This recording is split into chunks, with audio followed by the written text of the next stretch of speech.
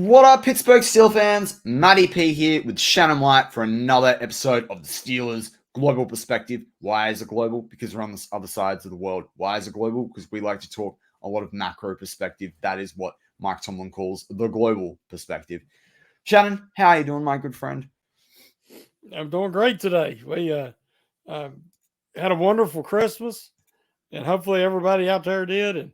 And it was just a real blessing. And now looking forward to another long weekend and celebrating Happy New Year's. That's it. How about this? I get to wake up on New Year's Day. I have the Steelers game, and I have the Longhorns Washington game. So I've got a lot of football to bring in the new year. Oh, yeah. Oh, it's going to be good. So let's get into, I wanted to talk to you. It's been a bit of a crazy week, and, we'll also have our game preview out. We guys get 2 shows this week again from Shannon and I. So we'll have that out. So we'll try and keep it in context. But I wanted to talk, we've talked a lot since we kicked off this show the best part of a month ago on the quarterback situation. We talk a lot about roster building. Let's start with general feeling coming out of last week's game, because there are a lot of guys that have had a lot of narratives around them, and they did perform on the field, or they at least contributed to the win. So, how are you feeling? We didn't send any messages. I was remember write you one at halftime, and I held back from it because I was like, I want to see what the full judgment is, and I think we both got carried away. I got carried away doing the reactions video for this. But how are you feeling, sort of a quarter in, halfway through, and then the end of last week's game? Because, yeah, I would love to know. Well, we had talked about 3 weeks ago when Kenny Pickett was injured. I was like, I would like to see the Steelers give Mason Rudolph the chance.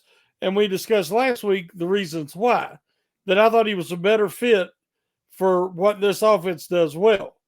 And they have such few opportunities for splash plays.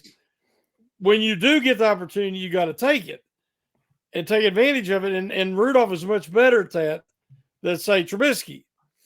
And, we didn't know what Rudolph was going to look like, how rusty he would be. But he come out, and as I said in one of my articles, his motto was keep it simple, stupid. Yeah. And that he made the proper pre-snap reads. He made quick progressions. He never went past his second progression, but he did so quickly. He threw the ball confidently and accurately. Now, it sounds very easy and simple, but it hasn't been for any of the Steelers quarterbacks this year. No. So I was stunned, to be honest, that the Bengals, because Freiermuth had eaten them alive the first time they played, work in the middle of the field. The Bengals played single high to take away the middle of the field for Freiermuth, and they left George Pickens one-on-one on the outside all night long. And that's one thing if a guy burns you twice and then you adjust your coverage. They continue to do it.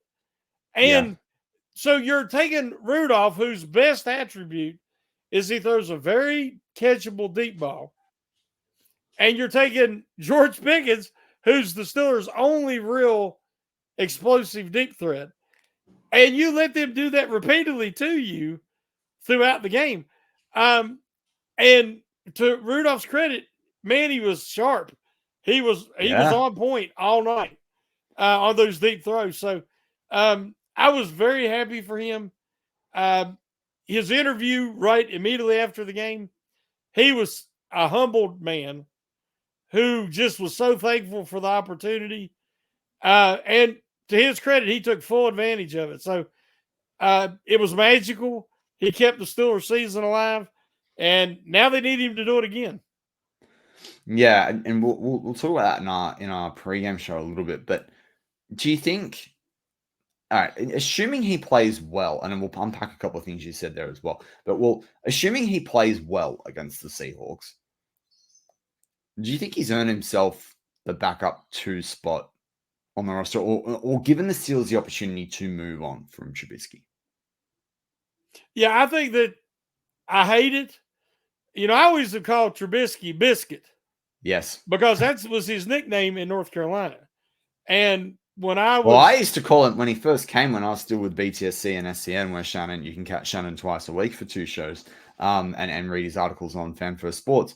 I called him, bisky business, like risky business. Yeah. Like, But it's kind of like that fumbling for that glass egg. I had watched him at North Carolina multiple times, but it wasn't until I was at Duke University at their hospital. And I was talking to a guy, and he was like, yeah, he had family that played for North Carolina and with Trubisky. And he's like, his nickname, everybody called him Biscuit. And I'm like, no, it's a good nickname, Mo. Great nickname. And he just spoke highly of him. What character and a great young man. And so I like the individual. Yeah. But I mean, I don't think any quarterback can sustain production in this offense, which we'll get to that later. Yeah.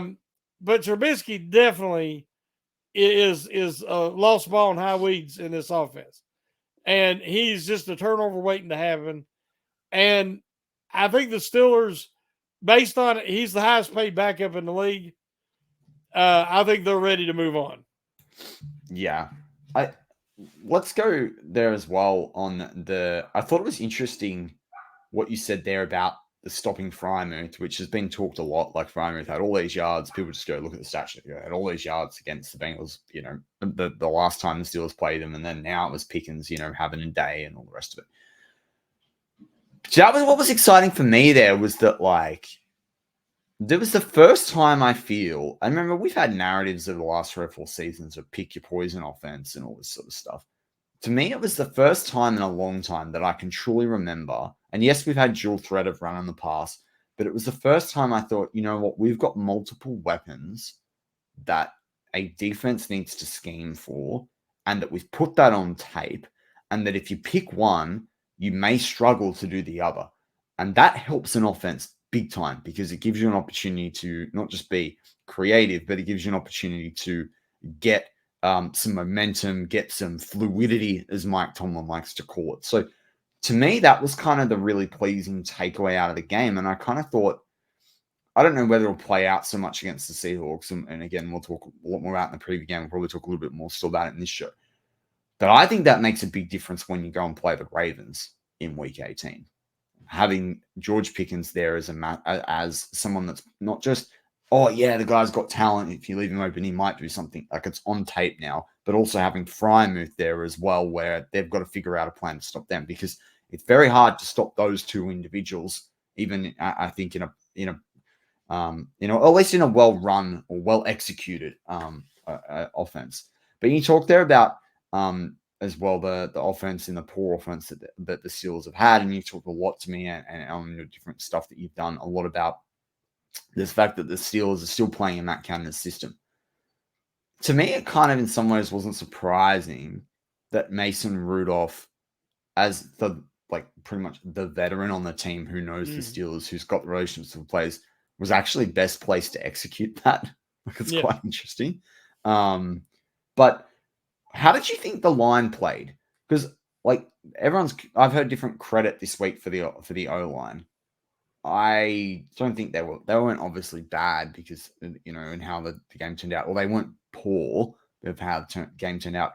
But I don't necessarily think they had the day that everyone's talking to them about, that's talking to the media about it. No, I thought the line was average to slightly below their overall performance. Dan Moore struggled yet again. Broderick Jones is struggling more each week at right tackle.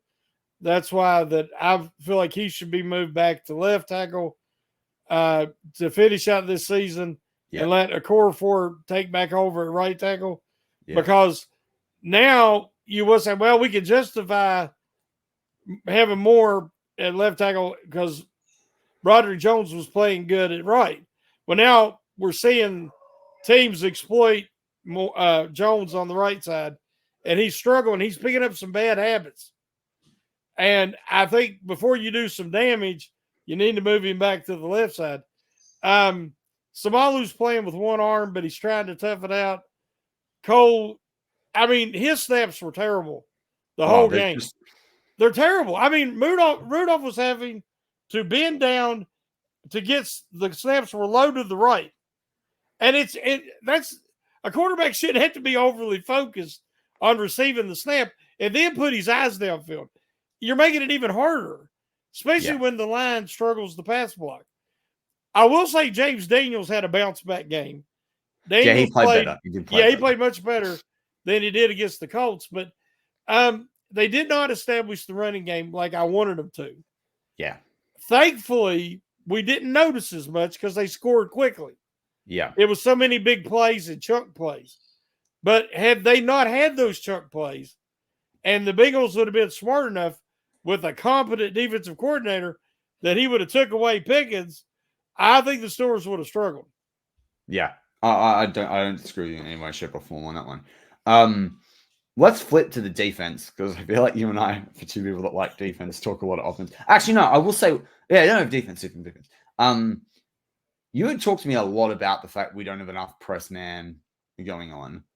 I haven't finished watching the full tape of the game completely yet, again, but there was a lot. I remember in the talk in like the early of the second half, the commentator talked a lot about, one of the commentators talked a lot about the fact that the Steelers, were playing this sort of zone, this version of zone, and that the Bengals were struggling to get it, but the Steelers were understanding it. How did you feel about the whole, like, did you feel they played that well? Do you feel like it was something that like they were doing more effectively than when they were trying to play the man thing? Like, I guess the why I'm asking the question is we have had this big shift with Terrell Austin and them wanting to play more man. Like they played a lot more man last year and predominantly last year than they played in a long time. This year we've seen it. Obviously, that's the design. Why would you go get Joey Porter Jr., for example? Because that's where he's going to be better placed. But I'm not sold on the playing man experiment. So this whole soft zone thing, which you've shared with me lots of opinions on, and I agree with all of them. I just think it's kind of an interesting thing to see how this plays out over the next few games, because if the version of zone that they played on the weekend works, are they in a conundrum where they've got to go back to pick? Do they need to go back to zone and not play man? Like, what does that mean for Joey Porter? I guess it's just kind of it's something no one's talking about, but I've got a lot of questions about it, if you know what I mean. Oh, yeah. The Steelers secondary and their coverage schemes are as confusing as any in the NFL. We have the majority of teams now play press man coverage. Yeah, exactly. And they draft a certain type of athlete. And, of course, there's more, defensive holding, pass interference, because it's much more physical. And they challenge routes. And that allows a lot of these teams' pass rushes to get home. Yeah. The Steelers have excellent pass rushers. The problem is they don't have the secondary to play that style of defense. When I have a problem, I say the Steelers play a lot of soft zone. Yeah. Now, at the beginning of the game, the announcer said the Steelers are credited with playing the second most man coverage in the NFL this year. Okay, see, there's my problem.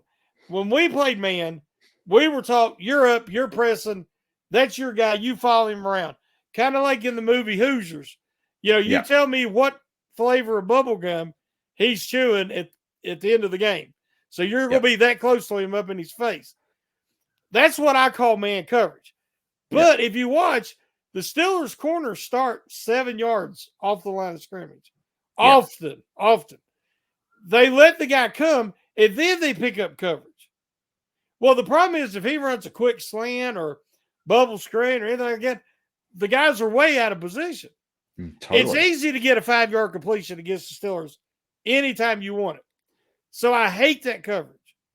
I don't call that man coverage, but according to the NFL statisticians, it is man coverage. So I have to change when I say soft zone.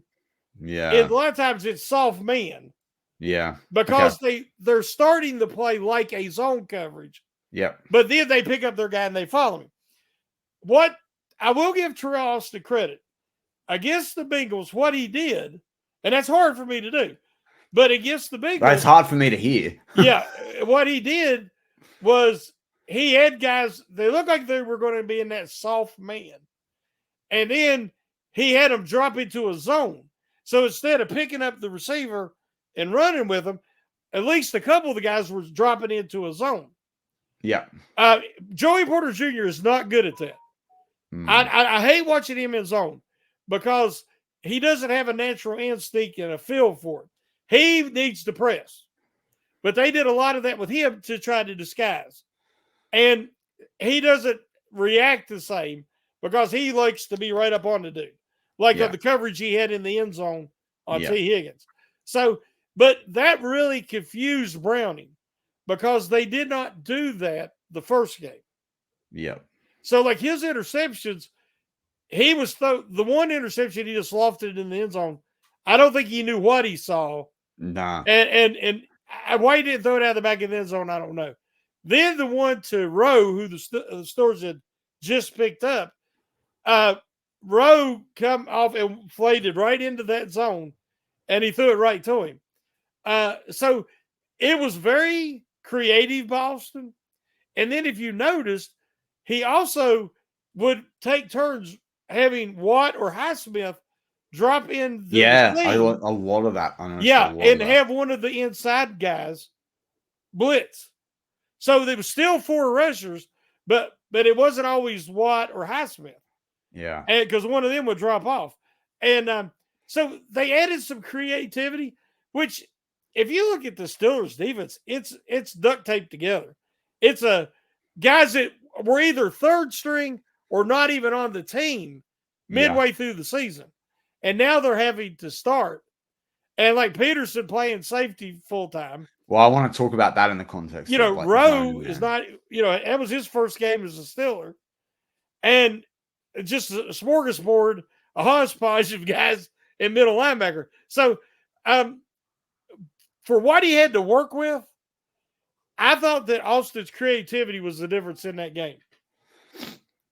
So what do you think about this? I know we're one game into the experiment properly. What do you think about Pat Peters' safety? Do you think he can make this transition? Can he prolong his career if he made a switch to safety? Well, he cannot play full-time cornerback anymore. No. And he says that himself. At his age, I think he's 34. Yes. And, you just don't have the same speed explosiveness that he once had. I had people 33. 33 turning 30. Yeah, he's 34 early next year. Yeah, so I knew it was close. Well, they keep comparing him to Rod Woodson and some other guys. I thought Joe Hayden was a candidate to move to safety. But he would have to be in a free safety because he definitely wasn't a strong safety. But those guys that have had success, Charles Woodson, Rod Woodson, they were younger when they made that transition. Yeah. And I believe that Peterson could come back next year and play predominantly safety for the Steelers.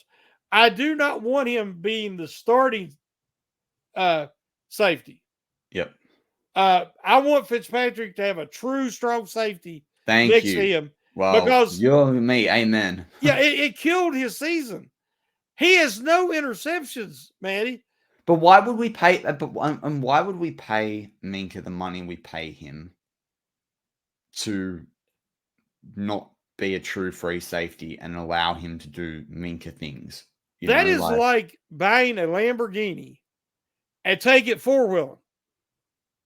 They are not using Fitzpatrick to his strengths. He is a ball hawk. That guy changes games. Yep. But instead of paying Terrell Edmonds just a little bit more money, give him a little security, and he would still be in Pittsburgh. And then Fitzpatrick could have been the ball hawk he always has been. They don't want to bring back Edmonds. They think they can replace him with a Neal, which was a joke. Because I was so angry at the time. Neal plays like a linebacker because that's what he was recently. And so now Fitzpatrick they're using him like a junkyard dog. He's having to do everything besides what he's best at. So I admire Fitzpatrick. I admire his Same. willingness to do what is necessary to help the team. And that's why he gets frustrated with Pickens and with Johnson and these guys that Well, I are freaking whining. would too. I mean, why should Minka should never have 100+ tackles in like 2 seasons in a row. No, not your free safety. He should barely have 80, really. Yeah, that's about right. Yeah. Right? Because you want him ball hawking. But some of the stuff like that we've probably cut Minka's. I don't want to say because I hope you say it's still like we've probably cut Minka's career short by a season or 2 with the way we've used him over the last 3 years. This is 2 years that that's happened. Yeah. 100%. The year before last and this year, they're playing him like a hybrid strong safety linebacker. And that's ridiculous to a guy who's an all-pro. Now, he ain't going to be an all-pro this year because he has no interceptions, no splash plays. But, I mean, you got to admire the heart, the toughness. Oh, I love it. Yeah, heart and the toughness that he brings the Steelers. He's the key to their defense because he's the guy willing to do everything. Well, and the thing I love about it, in a way, is that there's been a lot of talk of where he's had a role on the sidelines, and you've seen him with all mic'd up and stuff at times as well. Man, and he was known for the way can be softly spoken, but he was known at Alabama for the way that he could call things, and I've heard interviews where he's talked about it with Nick Saban, and there's been rumors of how much influence he's had at the end of seasons with the Steelers and who stays and who goes and on defense and all that sort of stuff. If we're grooming a defensive coordinator, defensive coach in Minka, I love that. Like, I just think he could be huge for this team, even one day in a long time in the future when his career is done. But how many guys do you see that's that's on the sidelines because they're injured, and it's a big play at the end of a game against the Tennessee Titans, and Austin was calling something that the players were not behind, and you have half the time these guys ain't even engaged paying attention. Minka's not only paying attention, he goes over and says, no. He said, we got this, but you got to let the guys, they're comfortable in this. He stood up for his teammates, and they win the game with an interception. Fitzpatrick had problems in the locker room with Pickens because he's trying to be a leader. The guy's got leadership skills. He's incredibly intelligent, a very high football IQ. That's why he picks off in passes when he can play his natural position because he's ahead of the offense. Yeah. And, but you're paying him, he's worth every penny, but at least utilize him to the full extent. The stats don't lie. It is very hard for a team in the NFL with the parity that we see through injuries and the salary cap to win a game when they commit multiple turnovers. And Minka is your key to multiple turnovers. Yeah. That's the reality of it. We talked a lot about the corner situation before, but how do you feel about the linebackers? I mean, I called it this week the patchwork defense. There'll be a video on the channel in the next 24 hours or so about Jalen Smith. Everyone talked about him coming to the team, and I'm busy with a few things that we're doing. But I've been doing some delving into how the Steelers might wish to use him, but he isn't on the practice squad as of now. Did you know, Shannon? He will be the 9th inside. If he takes the field, he will be the 9th inside linebacker that they've used this season. I didn't know. I thought it was 7. I didn't know it was 9. If you include special teams players, it'll be their 9th guy. Wild. How do you feel that went this week? Because I actually credit Marsh Jack, man. I thought he played well. Well, at the end of last year, I wanted Spillane to be retained for the right price. Yeah. And Mark Robertson. And I wanted Bush and Jax gone. Yeah. Jax could not stay healthy, hasn't been able to for 3 years. And that was the main problem. He's only 28, but injuries have set in. And it happened early last year, and he limped through the season. So it isn't that he can't still play. It's he can't. And he wasn't worth the money, too. I think it was $8 million. I think it was something. Yeah. But he can't stay healthy. Well, this year he was on practice squads and he never got any action. And so he finally, when he, got to play this past week, he's fully healthy, no nagging injuries yet, and he was able to produce. I loved Holcomb and Alexander. I thought they were the best combination the Steelers have had in years. But regrettably, they both are injury prone and they both got injured.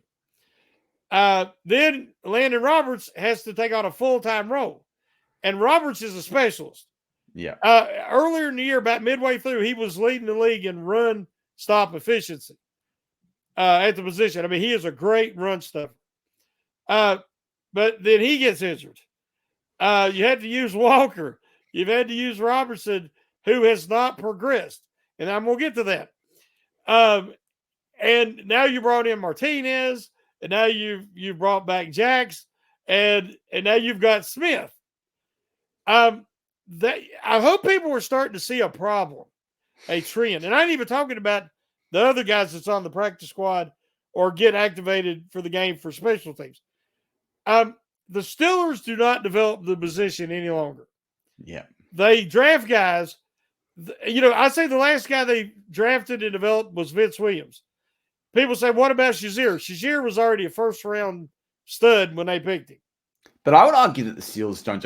I would just say my quick little tidbit is, I would argue, apart from and you could argue that those two, apart from Highsmith and Watt, the Steelers haven't really developed anyone in the last 5 years, and you could even argue that those guys are kind of responsible for developing themselves a little bit in a way when you find out about what they do in the off season. But yeah, that's just my. Well, there's always that part.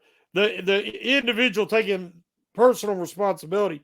Highsmith is a workout freak. Yeah. I mean, if Highsmith knows he has a weakness, he's like a dog with a bone. He obsesses on that all offseason.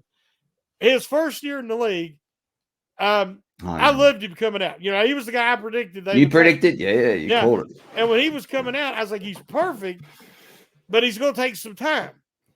Well, he didn't set a great edge. Now, I'm comparing him to Bud Dupree, who was the best in the NFL at setting the edge. And what? Well, he come back in second year, he's setting a much better edge.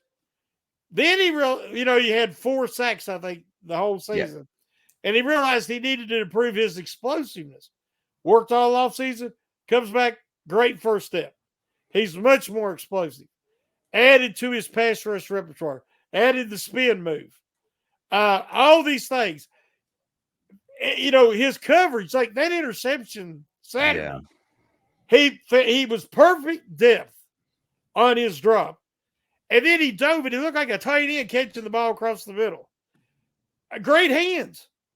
I mean, the Steelers edge guys are the most complete unit in the NFL easily. Oh, 100%. There's nothing they can't do, either one.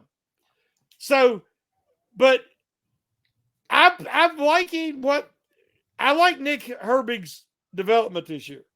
Oh, I do. Yeah, 100%. I'm not sure about the middle linebacker. I want to give Curry a chance. Yeah, I mean, he's year one, and it's like he's working with, and he's not working with a super talented rookie or even a first four round rookie. Like, no, he doesn't. You can't judge development unless you got young guys in there. Yeah, and so he's not had enough time to work with, let's say, Robertson, and they knew Robertson was a project, and next year we'll know more. But the Steelers have to invest in the position again. With not necessarily the first round. No, I didn't know. But a second or third round. Like Dorian Williams this past year come out of Tulane. I loved him. He's had a great year with the Buffalo Bills. You could see it coming. But, I understand that the Steelers, you can't get everybody you want. No. And they really wanted Herbig, and they wanted him to stay on the outside. And he's looks like he could be a real contributor, if not star, moving forward. Because Herbig is maybe even quicker than Watt is. Herbig is so explosive. that when he comes right that in, man, it's beautiful. He just needs to put on some size. Can he put on some weight and keep that explosiveness? I think he can. We watched Highsmith do it. Highsmith, when he come out, was like 230, 235. Now he's probably 245. Yeah. He's bulked up a lot. So I think he's bigger than that. I actually think he's in 250. He might be 250s, yeah. But he is muscled up. He really is. Yeah. Oh, big time. They have got to improve that player development at that inside linebacker position, and they got to get younger. Once you got to be careful. The Steelers did this forever at cornerback. They couldn't develop them, so they picked up free agents and tried to catch lightning in a bottle. Yeah. Well, that's what they're doing with the middle linebackers. Now, Holcomb's going to be back. They might try to re-sign Alexander if the price is right. I don't love that. I like the opportunity of Alexander this season, but I worry about age and injury with him. And he does get injured a lot. But I want to see him get younger, draft these guys, and develop them, because then, you want your inside linebacker to set the tone for your defense. Yeah. Yeah, 100%. 100%. Well, that's a really good segue in terms of how this team is placed. I think what do you need to see from the team in the final 2 games of the season? Like, what are you hoping to see based on what we have seen in this sort of latter half of the season? Well, obviously they got to win them both if they're going to get to extend their season and play a little more football. You get in, you never know what could happen if the offense continues to improve. So we got to remember, they fired Canada, and then they had their first 400-yard game in years. The second game, Pickett played one about a quarter and a half before he got injured. Yeah. And, they wasn't lighting the world on fire, but they were getting some rhythm. He just hit Fairmouth with a couple passes over the middle, and then he gets injured. Then you bring in Trubisky. You can't judge anything because it just went downhill. Yeah. So we've got to see the next competent quarterback play with Mason Rudolph. And we've seen that at least Sullivan and Faulkner are changing up the play calling sequence. Like, before, you could predict what play was coming by formation, personnel on the field. They actually threw a ball to Boykins, Matty. I know. They threw a pass to Boykins. So they realize they have tails.